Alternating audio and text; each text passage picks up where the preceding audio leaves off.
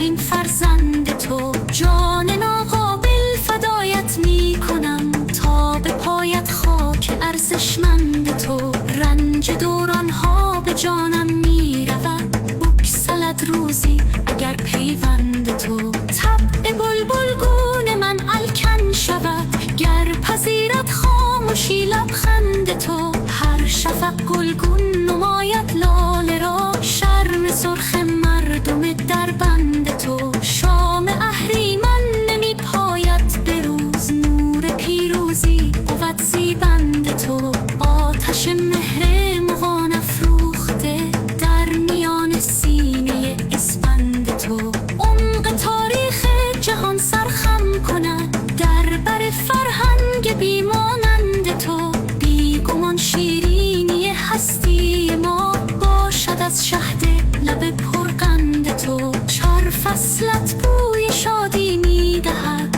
فرودین و تیر و مه اسفند تو. هم زمین و هم زمان و هم سپهر، مات و مبهوت و ارادتمند تو.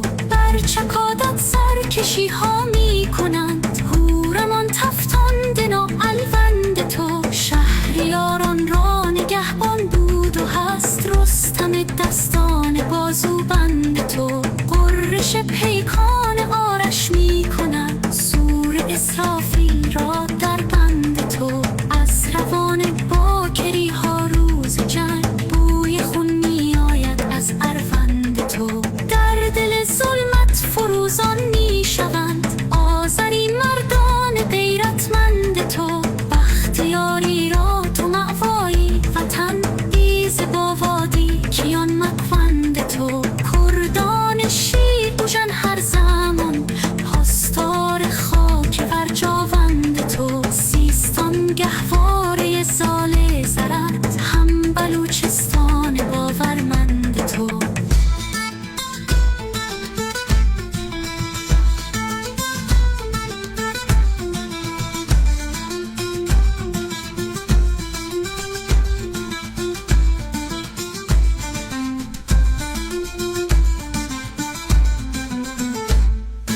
اصفهانت پهنه جان جهان، پرهنر خاک نکوترفند تو. هست پیدا در دل تاریخ ها، یار محرومان کریم زند تو. برق تیغ نادر از هند و هرات، می خورد آب از سر آوند تو. شهد ملیت به کام ملت است، بارز و شاه شرافتمند تو.